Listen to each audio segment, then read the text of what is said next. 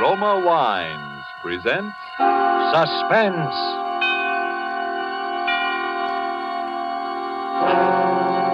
Roma Wines, made in California for enjoyment throughout the world. Salud. Your health, senor. Roma Wines toast the world. The wine for your table is Roma Wine, made in California for enjoyment throughout the world. This is the man in black, here for the Roma Wine Company of Fresno, California, to introduce this weekly half hour of Suspense. Tonight from Hollywood, Roma Wines bring you the Paramount star currently being seen in Miracle of Morgan's Creek, Mr. EDDIE Bracken.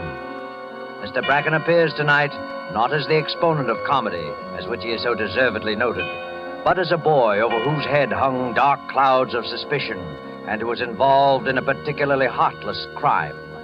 And so with The Visitor, and with the performance of EDDIE Bracken as a young man who called himself Bud Owen, we again hope to keep you in suspense.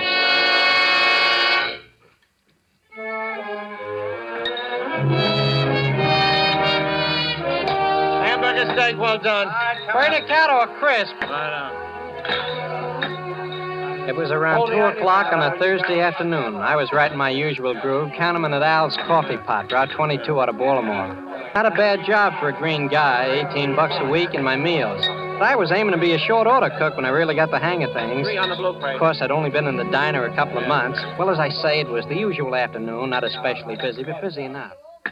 No kidding, Mac. Where's that Westerner? Hey, what'll you have, mister? Ham on rye and a cup of coffee. Coming Bud. right up. Ham on Ryan, draw one. Look, kid, I'd like to talk to you. Yeah, what about? Will you get a minute? I guess so. Hey, Al, take the counter, will you? I'm gonna have some coffee. Okay. So what's on your mind, mister? I'm looking for someone. Yeah? Your name wouldn't be Bud Owen, would it? They call me Bill Duncan around here. That's not what I asked. So? I'm looking for a boy named Bud Owen. Well, what about it? Disappeared from his home about 3 years ago. A boy from my town. He'd be about your age now, about 18? 17. That's it. Well, his folks have been worried sick about him. Everyone else gave him up for dead. Then I heard you were working here. Bud? Yeah? Who told you? No one told me. I got a note, anonymous. You didn't write it, did you? No, I didn't write it. You know, I think I'd have recognized you anyway. You're a lot taller, of course, and you look older. Yeah, anyone would, wouldn't they? Same ears, though. I call them wings. That's a good one. Know who I am, of course. Mac Burl.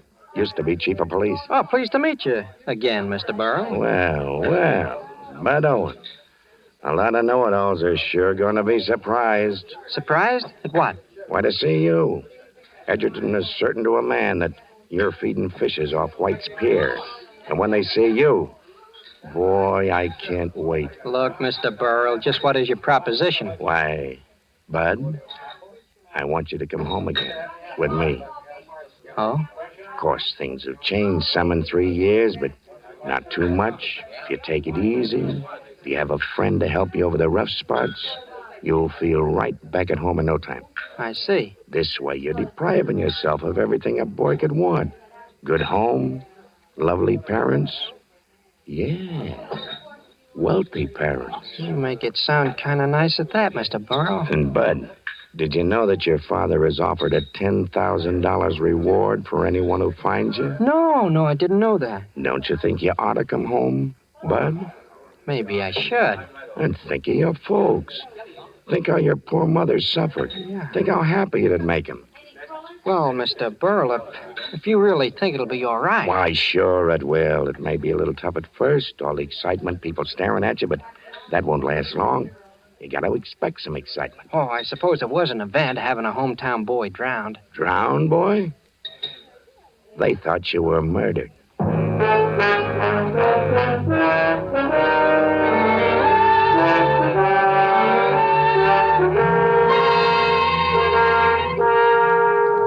And so began the series of events which were to bring a boy called Bud Owen back to Edgerton to take up a new life with the family which had believed him dead for 3 years. Tonight, for Suspense, Roma Wines present EDDIE Bracken, whom you have heard in the prologue to The Visitor by Carl Randau and Leanne Zugsmith. Tonight's tale of Suspense.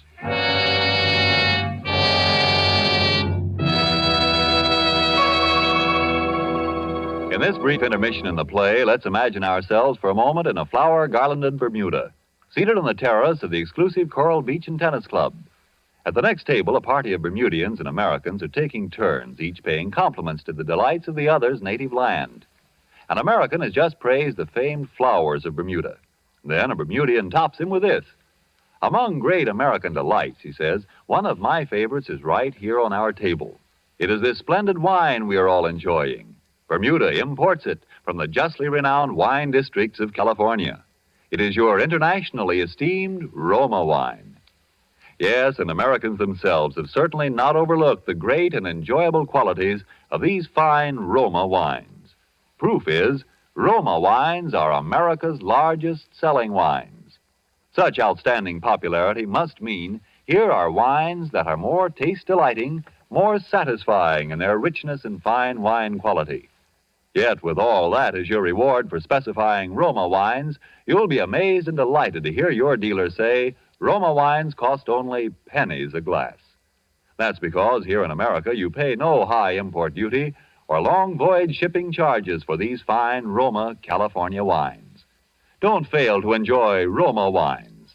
R-O-M-A, Roma, made in California for enjoyment throughout the world. And now it is with pleasure that we bring back to our soundstage our star, EDDIE Bracken, as Bud Owen in The Visitor, a tale well calculated to keep you in suspense.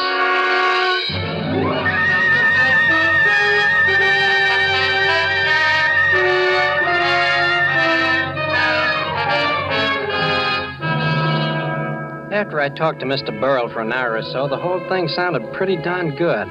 I quit my job at Al's Coffee Pot the next afternoon and met Mr. Burrell at the station. We took the 5 o'clock train for Edgerton. On the way, Mr. Burrell gave me the lowdown on what had been going on in the town for 3 years. How the town thought I was murdered and how my mother and David Cunningham, my stepfather, just wouldn't give up hope that I was still alive. And he told me how my mother hadn't changed anything in my room. She was so sure I'd come back. Although she bought new stuff for the rest of the house, new rugs and a couch, things like that, Mr. Burrell described it so plain I could almost see it. Well, by the time we got to Edgerton, I was feeling pretty sad for my mother. And when I stood on the dark front porch with Mr. Burrell, it was a peach of a warm summer night. I thought if I could make her happy, even if it was tough on me, it was worth a try.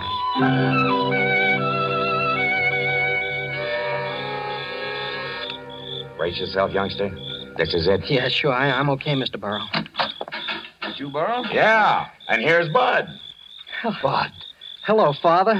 Come in, Bud. Here, let me have your suitcase. Here's your mother, Bud. Bud. Hello, Mother. Bud. This time it's really Bud, Judith. He's come back to us. Oh, Bud. Bud. It's all right, Judith. Oh, my big baby. Why, you're so tall I can hardly kiss you. Well, now, come, Judith. Let's go into the living room. Come along, Burrell. Oh, I always knew I'd be silly when you came back. Here, let me push your hair down. Oh, Now you look more like my Bud. gosh, I wouldn't have recognized this room. Isn't that couch new? Mm-hmm. And the rugs and drapes. I don't know how we'll ever be able to thank you, Burrell. Why, seeing Judith so happy is reward enough. Oh, yes. That reminds me. Drop into my office tomorrow, Burrell, and I'll take care of that other, more tangible reward. Mother, I don't know how to begin. I mean to tell you how sorry. Oh, don't tell me anything, darling. Nothing matters except that you're back. That's the spirit, Judith. Only, your right hand, Bud, it's all bandaged. Oh, that's nothing. I burned it while working in the diner. It's nothing, Mother. Oh. Well, folks, it's been a long day for an old man. I guess I'll run along. Right away, Mr. Burrell? Why, you just got here. You'll be seeing plenty of me, Bud. Right now, though, you should want to be getting acquainted with your folks again. I'll see you tomorrow, Dave. Good night. Good night. Good night. Well, have you noticed, Judith, how deep Bud's voice is now? Yes, it was just a little pipe when he left. But it was beginning to break, wasn't it, Bud? Gosh, I guess so. It must have sounded pretty awful. And he shaves, David. Every day, Snooky? Well, gosh, not quite. Really, David, I don't think that's so funny. Oh, that sounds like Ellen. Isn't that nice? Let her in, David. yeah. Ellen Woods? Why, who else, Bud? Does she live next door? Why, of course, Bud. The Woods have always lived there. Hello, Ellen. Ellen, here we have such a surprise. Angel, it's simply fabulous. Let me kiss you, you love. Ouch, take it easy. Why, Bud, you're gigantic, a regular beanpole. Oh, but I can't wait for Joe to see you. Joe? I called him as soon as I heard he's coming over here. It's all right, Mrs. Oh, Cunningham. of course, Ellen. I'd forgotten. It'll mean so much to Joe.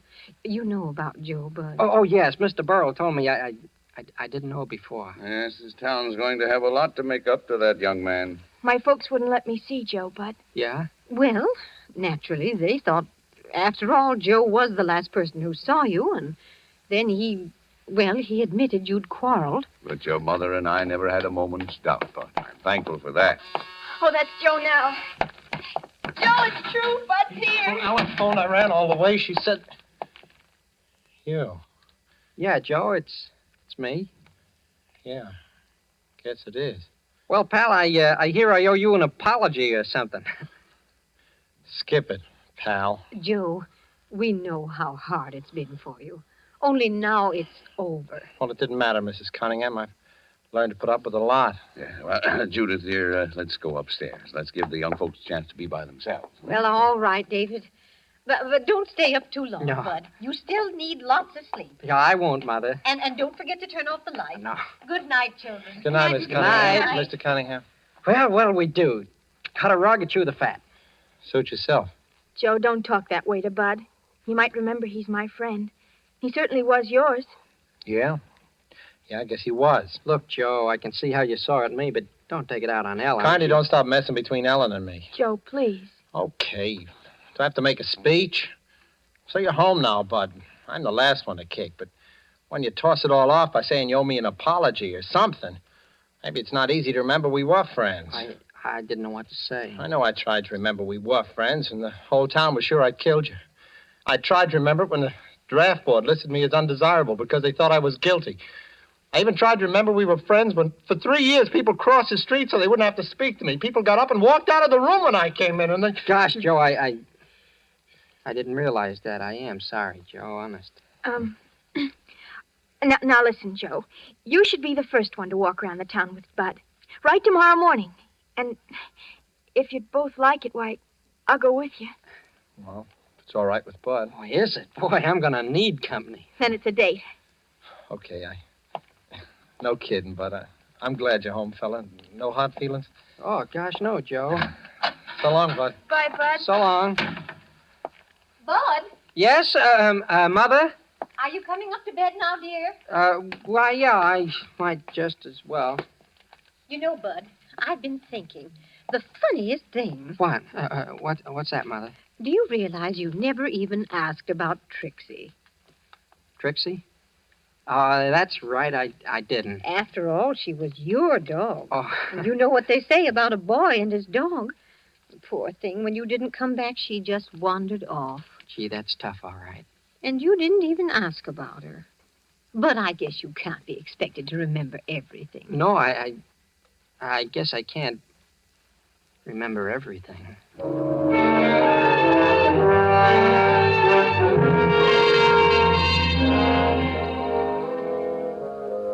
My mother kissed me goodnight. I went upstairs to my room, and it was just like Mr. Burrow told me it would be. Everything seemed to have gone all right so far. I undressed and turned out the lights, but before I got into bed, I locked the door just in case.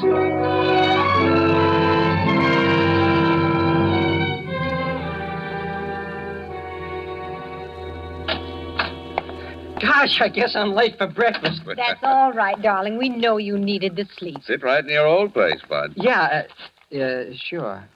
Well, your mother and I have been mooning over old pictures of you, son.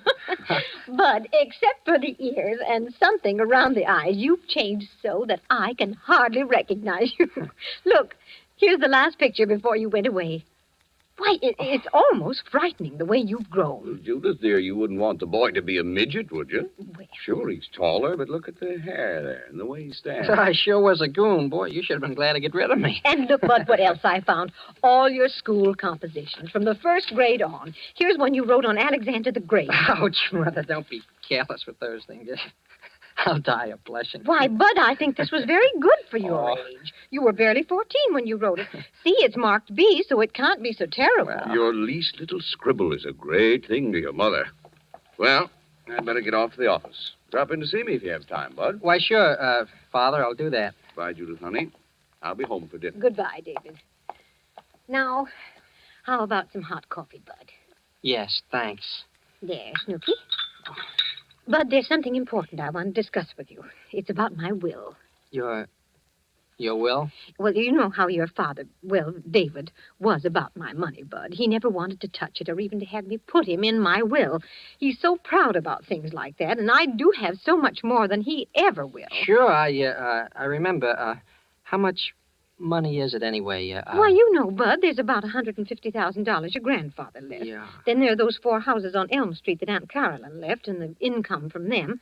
I haven't used any of it, so it amounts to quite a lot by now. Gosh, yes, it must at that. Well, after you left, even though David didn't want me to, I changed the will, leaving everything to him. Why, sure, that sounds fine to me. But now that you're back, I think the best thing would be to just turn it all over to you now. Set up a trust fund. You could use the income when you start to college, and later maybe you'll want to set yourself up in some kind of business. But, And I know it will please David. But, Mother, gee whiz, it's swell of you, but don't you think you should wait? Wait for what, darling? Well, until you know me better. I mean, gosh, I wouldn't know what to do with all that money, and I might mess things up. Why, silly, the bank takes care of everything. It always has for me. Now, all you have to do is sign these papers here. Sign them? But I can't, Mother. You see my hand, the bandage. Oh, isn't that a shame? Yes, I forgot that you couldn't write. Well, it'll be all right in a couple of days, so I can take the bandage off then. Oh, somebody's whistling for you, Bud. My, that sounds like old times. It's Ellen and Joe. They're going to take me around and show me the town. Well, I guess I have to face the music. Oh, you know you love it. You're going to be a regular hero. Yeah, but I don't feel much like a hero now.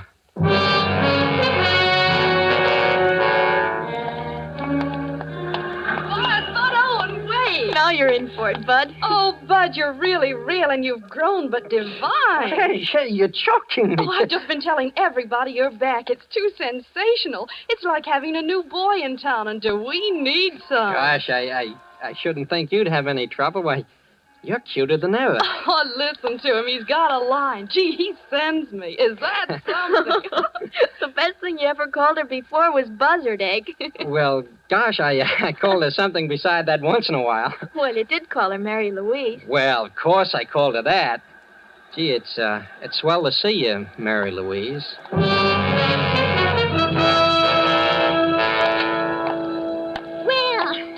Bud Owen, you bad boy. Are you going to recognize me or aren't you? Sure, gee, it's good to see you. How are you anyway? Now, you're not too grown up to kiss old Mrs. Callahan the way you always did. Oh, I'll say I'm not Mrs. Callahan. Here. Why, I heated enough bottles for you and washed enough of your diapers, too, so don't let me catch you putting on airs. No, ma'am, I won't. Goodbye. Goodbye. What's the matter? Didn't you recognize her? Mrs. Callahan? Oh, of course I did. Why didn't you call her what you always used to? Couldn't you see she was sore? Well, I did. Bud, you used to call her Aunt Celie.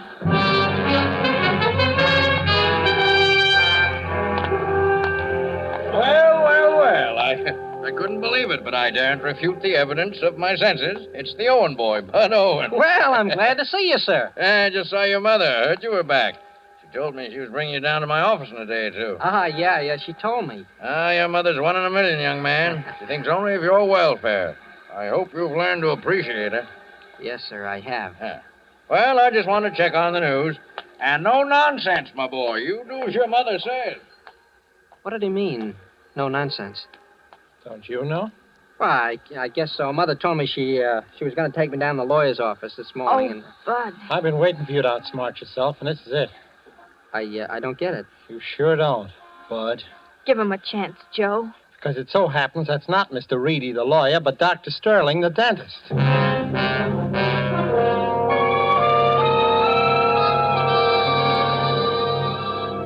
I talked fast, and Ellen took my side. And when we got Joe calmed down, I knew he was going to watch me like a hawk from then on. That afternoon, Ellen got the real snazzy idea of going to the beach. My father knocked off work and drove us down, sort of to celebrate my homecoming. It was really a hot day, so when we got there, the others made a beeline for the water, but I didn't because of my bandaged hand. I stayed around the beach club near the pool. When it began to get dark, we all dressed and went down to White's restaurant for seafood dinner. Then we walked out on the pier.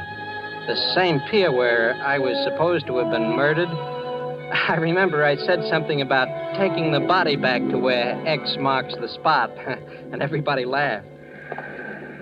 Isn't it heavenly out here? Oh, gee, this breeze is swell. Well, Bud, looks like you and Joe are right back where you were 3 years ago. Yeah, I guess so, Father. Yeah, this railing is just where we stood, isn't it? When you and I had our fight.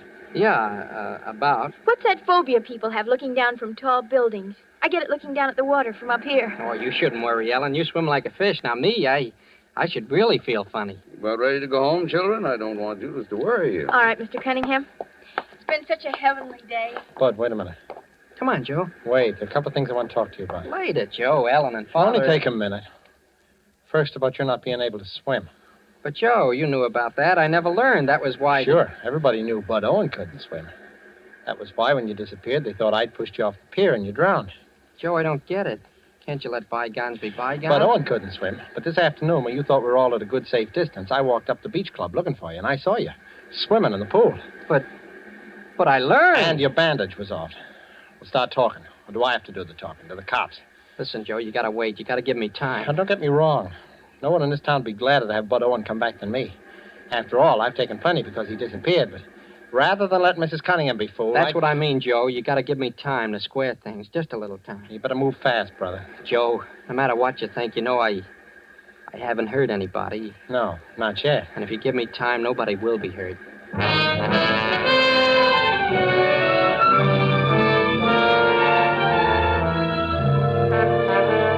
I went to Mr. Burrell the next morning and talked about everything, how people were beginning to make cracks about him and the $10,000 reward and the whole mess. I knew things were moving awfully fast, and I told Mr. Burrell he had to help me. That night when she'd finished her coffee, my mother said she was awfully tired, and my father, David, saw her upstairs to bed. I looked out the window, and I saw Mr. Burrell's car pull up to the curb in front of Ellen's house. I knew he was going to do everything he could, but by this time I was scared. Well, at bedtime, my stepfather fixed some sandwiches and we drank some milk. Then he came up to my room with me and we sat down to talk.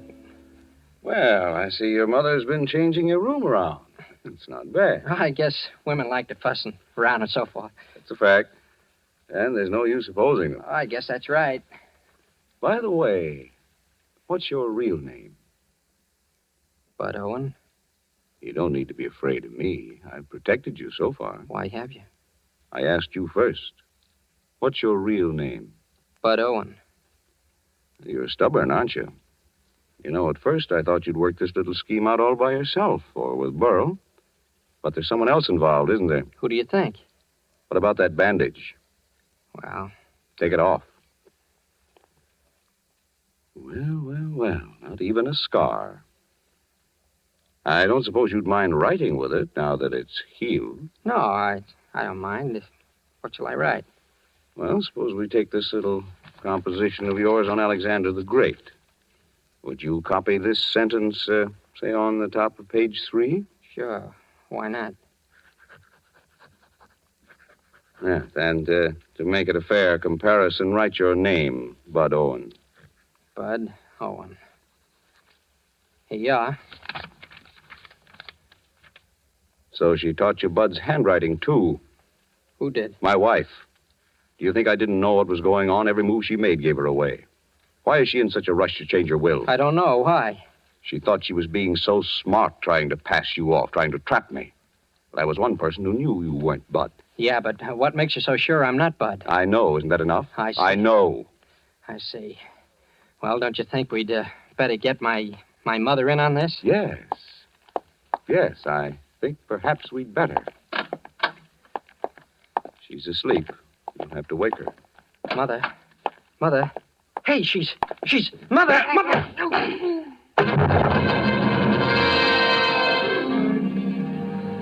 When I came to, I had an awful pain in the head. I was in my room in bed, and Ellen and Joe and Mr. Burrell were there. For a minute, I didn't know what had happened, and then I remembered. Mother. Where's my mother? She's all right, Bud. She's in the hospital. He gave her enough of those sleeping pills to kill a horse, but she's all right now. How do you feel, Bud? Oh, all right, I guess. Oh, it's a good thing you had us standing by tonight, son. Why, he had you trussed up like a turkey. He was going to hang you. Gee, Mr. Burrell, he must have been crazy. I guess he wanted to get us both out of the way before Mother could change that will. For crying out loud, Bud, why didn't you let me in on this? I thought... Gee, I hated to do it, Joe, honest. But I had to. Someone had to be the guinea pig. It was my idea, Joe. I sent the note to Mr. Burrell. I really found Bud in that hash house. Yeah, but if you'd let me in on it... We knew if Bud could fool you. If you thought he was a phony, he could fool everybody, even David Cunningham. You see, Joe, for 3 years I suspected that guy. He pushed me off the pier that night, but I was only a kid. I knew it'd be just his word against mine, so I ran away.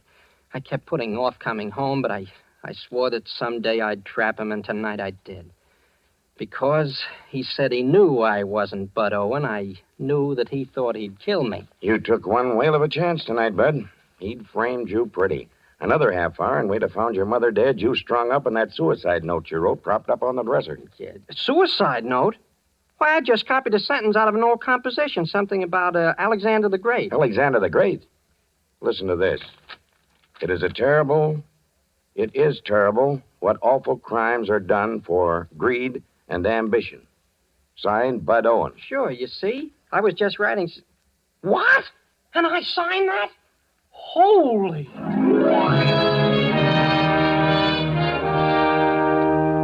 Well, that's about all. I didn't know how my mother would take it, having my stepfather turn out to be such a heel, but once she got over the dope he'd slept her, she was fine, as happy as a lark over me. Joe and Ellen, they got married but quick, and now Joe's in the Marines, and me, I'm just passing the time here in Edgerton till I'm 18 and my number comes up, and then maybe I'll see a little excitement.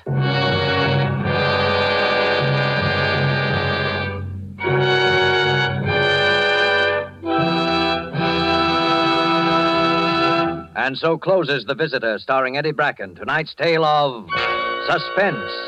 Suspense is produced by William Spear. Before Mr. Bracken returns to the microphone, here's a definition of yourself. Connoisseur, one competent to act as a critical judge of an art or in a matter of taste.